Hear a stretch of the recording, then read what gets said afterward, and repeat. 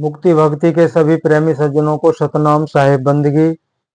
प्यारे भाइयों, आज सतगुरु कबीर साहिब की दया से आत्मा हमें दिखाई क्यों नहीं देती है, तो आत्मा के विषय में आज जानेंगे और उस रहस्य को भी खोला जाएगा। रहस्य क्या है? जो छुपा हुआ है, गुप्त है, जो भी हमने आज तक सुना है, पढ़ा है, समझने की कोशिश की है, लेकिन जो रहस्य है वो छुपा ही रहता है, उसको हम नहीं समझ पाते हैं। तो हम सभी ने सुना है अष्टावक्र मुनि बहुत पहुंचे हुए संत हुए हैं, जिन्होंने राजा जनक को ज्ञान दिया था। तो उन्होंने आत्मा के विषय में वाकई बहुत अच्छा वर्णन किया है और बड़े सरल ढंग से समझाया भी है।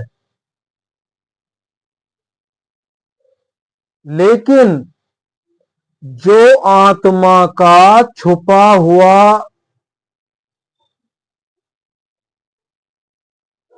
जो रहस्य है या आत्मा की संपूर्ण जानकारी, वो सामने नहीं आई।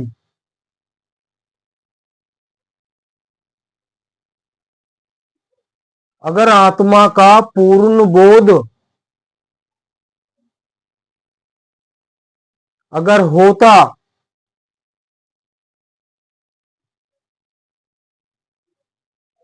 तो सतगुरु कबीर साहिब को चारों युगों में आने की आवश्यकता नहीं थी। जब आत्मा का संपूर्ण बोध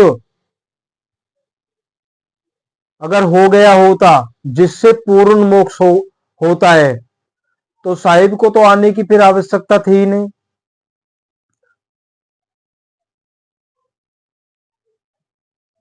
तो वो बड़ा ही गुप्त रहस्य है।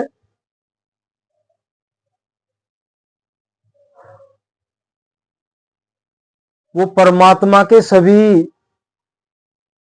सद्गुणों से संपन्न जो सतगुरु स्वयं सचखंड से आए हमारा उद्धार करने के लिए, वही पूर्ण बोध कराने वाले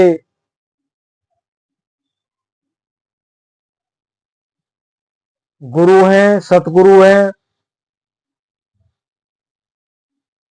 पहले तो हम सभी जानते हैं, पढ़ा भी है, सुना भी है, समझे भी है कि एक आत्मा है और वही एक चेतन आत्मा जो इस शरीर के अंदर निवास करता है, उसकी चेतन धारा से ही ये शरीर कार्यशील है। अच्छे से हम इस बात को समझ गए हैं। संपूर्ण बॉडी ज्यों की त्यों रहती है, लेकिन जब ये आत्मा इस शरीर से बाहर हो जाती है तो ये शरीर गल सड़ जाता है। जबकि शरीर में कोई छेड़छानी नहीं हुई, कोई छेड़खानी नहीं की गई है, बिल्कुल संपूर्ण मूल रूप से पूरा शरीर ठीक है, लेकिन इसमें से चेतन जो है वो निकल गया तो ये सलगट जाता है। विषय ये है कि आत्मा दिखाई क्यों नहीं देती है। देखिए, हम सब कुछ देखते हैं, संपूर्ण प्रकृति को हम देखते हैं, नदी नालों को देखते हैं, भगवान के उनकी मूर्तियों को देखते हैं, उनके दर्शन करने जाते हैं, तीर्थों पे जाते हैं, सब कुछ हम देखते हैं, और यहां तक ही नहीं, अति सूक्ष्म जीवाणु जो होते हैं, जो बड़ी बड़े जो लेंस हैं, माइक्रोस्कोप के द्वारा उन जीवाणुओं तक को हम देखते हैं, लेकिन आत्मा को हम नहीं देख पाते। ये बड़ा ही रहस्यपूर्ण सवाल है कि आत्मा क्यों नहीं दिखाई देती है। क्या आत्मा उन इतनी सूक्ष्म है कि जो माइक्रोस्कोप द्वारा भी नहीं देखी जा सकती, या वो इतनी दूर है कि वहां तक हमारी दृष्टि नहीं है। तो एक वाकई रहस्य है।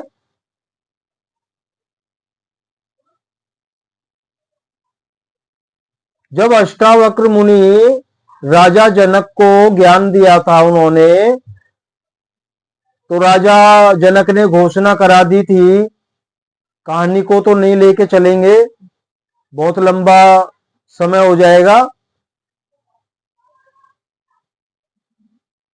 जब अष्टावक्र मुनि राज दरबार में पहुंचे, तो राजा जनक को आत्मज्ञान देने के लिए देश भर से बड़े बड़े महात्मा आए हुए थे, लेकिन राजा जनक को जो ज्ञान चाहिए था उसमें वो नाकाम थे। जैसे अष्टावक्र मुनि आए, तो अष्टावक्र मुनि को देख के वो लोग हंसने लगे। तो अष्टावक्र मुनि ने बड़े प्यार से कहा, तुम लोग हंस क्यों रहे हो, चमार हो क्या? उन्होंने ऐसा कहा कि आप इस चमड़ी को देख रहे हो, तो चमड़ी देखने का काम तो चमार का होता है। इस चमड़ी के अंदर जो आत्मा है वो आपको दिखाई नहीं दे रही है। तो सभी का मुंह लटक गया, सभी एकदम सन्नाटा छा गया, कोई नहीं हंसा, सबके चेहरे लटक गए। तो राजा जनक से बात हुई, तो राजा जनक से कहा, आप पाना क्या चाहते हैं, क्या देखना चाहते हैं? क्या कोई प्रकाश का पुंज देखना चाहते हैं, या कोई स्वरूप का दर्शन करना चाहते हैं? कई प्रकार से राजा जनक से पूछा गया। तो अष्टावक्र मुनि ने राजा जनक को जब ज्ञान दिया था, तो उन्होंने तो सारा ही ब्रह्मांड का रहस्य खोल दिया था, उसका अनुभव भी कराया था।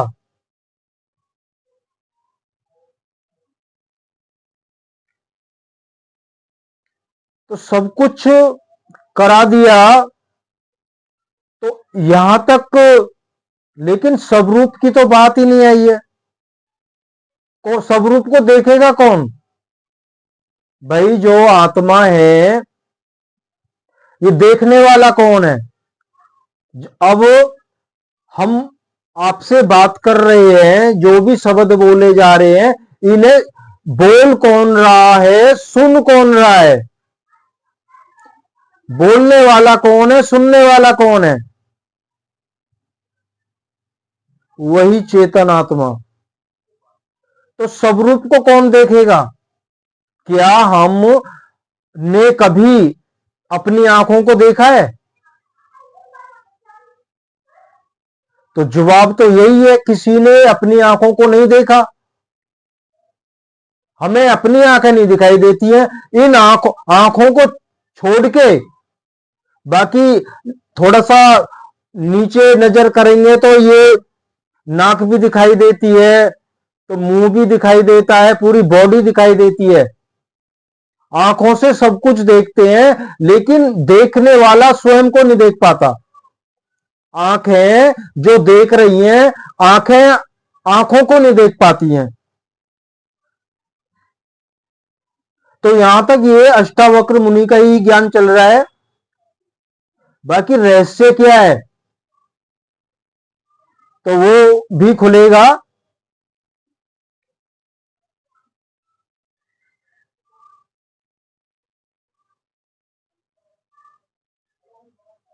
अब आत्मा को ये भी सत्य कहा गया है, जो देखने वाला है, बोलने वाला है, सुनने वाला है। आत्मा कोई वस्तु नहीं जिसे देखा जाए।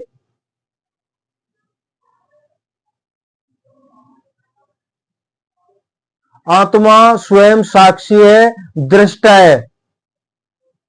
जैसे प्रकाश को नहीं देखा जा सकता, प्रकाश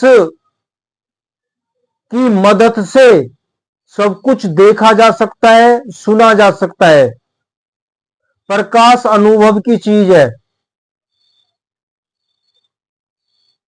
लेकिन बात अनुभव से नहीं बनने वाली है। इतने ही अनुभव से बात नहीं बनेगी। कहते हैं कि वैसे आत्मा को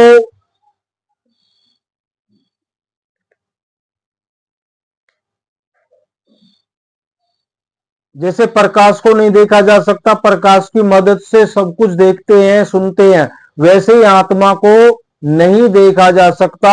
आत्मा के द्वारा ही सब कुछ देखा जा सकता है, इन आंखों से सुना जा सकता है।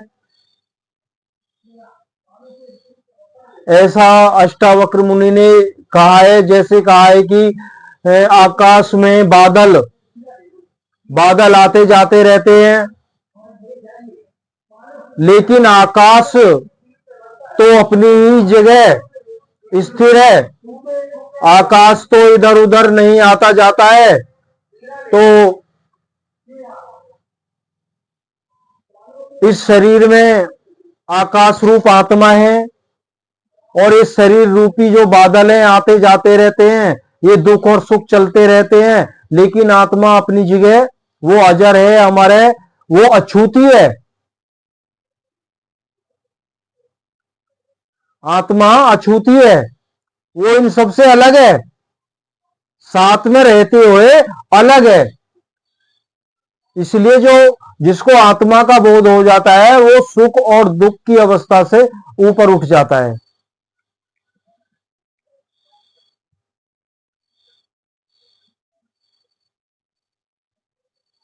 अब ये कहा गया है कि सब कुछ मैं ही हूं, मैं ही साक्षी हूं, मैं ही दृष्टा हूं, सब कुछ मेरे ही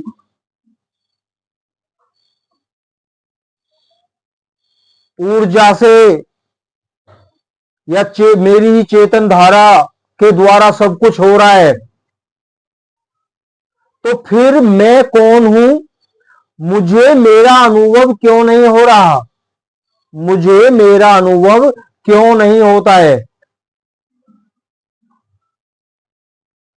तो यहां पे बताया गया है कि अज्ञान, अज्ञान। अब जैसे कोई दर्पण है, शीशा होता है जिसमें हम चेहरा देखते हैं अपना, रोज चेहरा देखते हैं। अगर उस दर्पण में विषय विकारों की मैल चढ़ जाए, वो अति गंदा हो जाए, तो मैं भी वही हूं, दर्पण भी वही है, लेकिन चेहरा क्यों नहीं दिखता है? क्यों? विषय वासनाओं की मैल चढ़ी हुई है। बिल्कुल अटल सत्य है। हमारा अंतःकरण अति मैला है, इसमें विषय वासनाएं भरी हुई है। तो हमें आत्मबोध नहीं हो सकता, हमें स्वयं का एहसास नहीं हो सकता। जब ये चित्त शुद्ध निर्मल हो जाता है, शीशे की तरह स्वच्छ हो जाता है, तो हमें आनंद की अनुभूति होती है। फिर क्या होता है? फिर ये होता है, इस संसार में हम रहते हैं, इस संसार में हम रहते हैं, कर्म भी करते हैं, लेकिन उस कर्म में हमारी, उस काम करने में, कर्म ही बोल देते हैं, सब कुछ आ जाता है इसी में। कर्म में हम जो भी कुछ करते हैं, खाने पीने से लेके कोई भी शारीरिक परिश्रम करते हैं, उसमें हमारी आसक्ति नहीं रहती है। जब आसक्ति नहीं है तो वो कर्म हम पे लागू नहीं होते हैं, तो कर्मों से फिर हम मुक्त हो जाते हैं। एक बात। दूसरी बात, हमारा इस प्रकृति में मन नहीं रहता है, मन सहज अवस्था में आ गया है, ठहर गया है, वो विश्राम अवस्था में, कुछ नहीं चाहता है मन। यहां तक कि ये आभास ही नहीं होता है मैं कहां हूं। वैसे एक अनुभव, एक आभास होता है, आनंद का आभास। ये दुनिया की भागदौड़, जो भी कुछ जो हम पहले देख रहे थे, जिसमें आनंद ले रहे थे, अब वो निर्मूल हो गया, खत्म हो गया, बिल्कुल शांत हो गया, कुछ नहीं चाहिए। जब ये आनंद आता है, इसी आनंद को, अब इस आनंद में बहुत कुछ होता है, ये भी मान लीजिए, अनहद धुनें भी सुनाई देने लगेंगी, अंतःकरण प्रकाश में हो जाएगा, एक अलग ही अनुभूति होगी।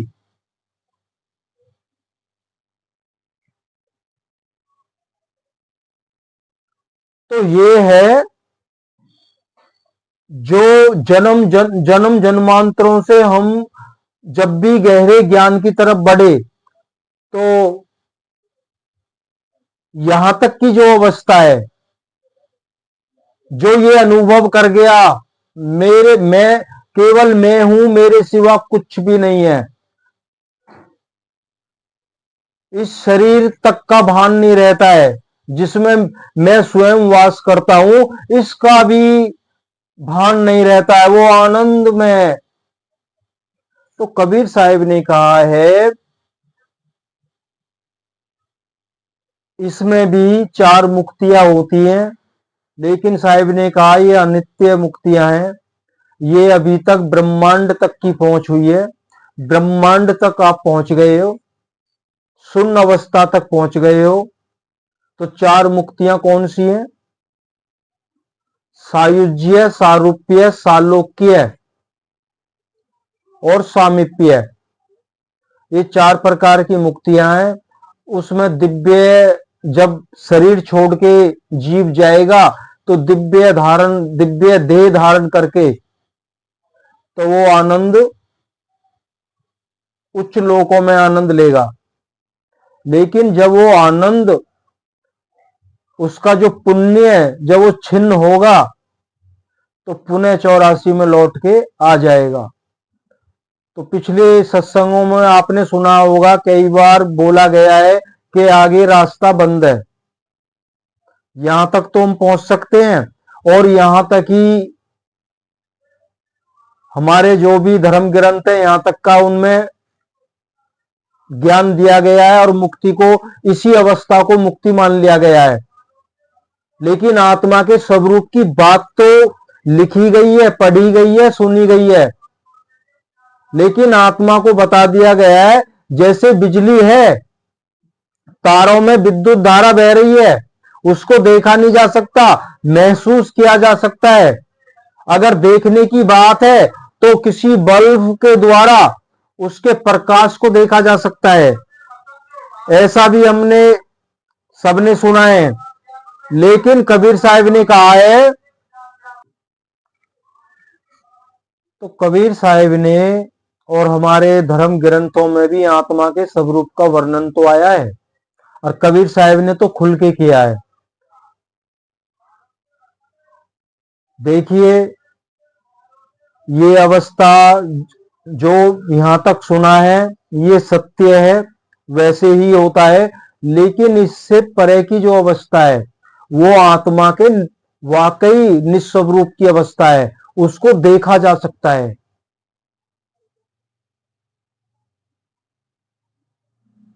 अब यहां पे इतना कहा गया है कि स्वयं देखने वाला स्वयं को नहीं देख सकता, वो तो स्वयं साक्षी है, इस पूरे ब्रह्मांड का साक्षी है। बिल्कुल सत्य है, साक्षी है, लेकिन आत्मा का प्रतिबिंब के रूप में, एक छाया के रूप में ऐसा समझते हैं। लेकिन जो देखता है वो जानता है,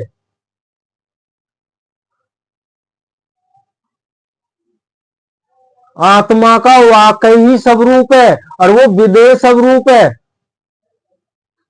बस इतना ही बताया जाएगा। आत्मा का वाकई स्वरूप है, वो विदेह स्वरूप है और वो साक्षात प्रकट होता है। जो इस बॉडी के अंदर आत्मा वास कर रही है वो सामने, अब ये बॉडी तो, ये शरीर है तो नाशवान है, लेकिन इसके अंदर जो चेतना वास कर रही है, जो चेतन है, जो चेतन है, इस शरीर के द्वारा, इन आंखों के द्वारा उसे देखा जा सकता है। और यह संभव होता है सतगुरु कबीर साहिब की दया से। चित्त उतना ही निर्मल हो जाता है, लेकिन यहां तक का जब हमें ज्ञान नहीं है तो हम वहीं रुक जाते हैं। तो कबीर साहिब ने कहा ना, यहां रुकना नहीं है, आगे बढ़ना है। आगे कहां बढ़ना है? स्वयं के स्वरूप को देखना है। वो स्वरूप के द्वारा ही जन्म मरण छूटेगा, और नहीं तो बिल्कुल नहीं छूटेगा। अब जैसे अभी दर्पण का उदाहरण लिया था, दोबारा से लेना पड़ रहा है इसी तथ्य को समझने के लिए। ये हमारा अंतःकरण दर्पण की तरह जब शुद्ध हो जाएगा, सारे विषय वासना रूपी मैल जब निकल जाएंगे, तो स्वयं के चेहरे को फिर देखा जा सकता है उसमें। ये तो एक उदाहरण मात्र है, लेकिन जब वो आत्मा का स्वरूप दिखाई देगा ना, वो हर पत्ते पत्ते में दिखेगा।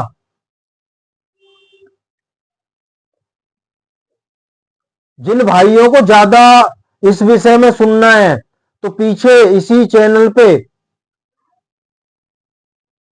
3-4 सत्संग डाल दिए गए हैं कि वो स्वरूप कैसे दिखता है, जब वो स्वरूप प्रकट होता है और फिर उस स्वरूप को पकड़ के कैसे मोक्ष होता है, वो सब बता दिया गया है। इसलिए कहा गया है, कबीर साहिब ने इसीलिए कहा है कि भेदी सतगुरु की शरण में जाके उस भेद को अच्छे से समझ के उस पर चलिए।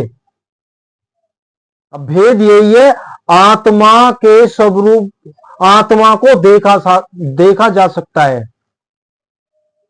और इस बात पे विश्वास कोई भी नहीं करेगा।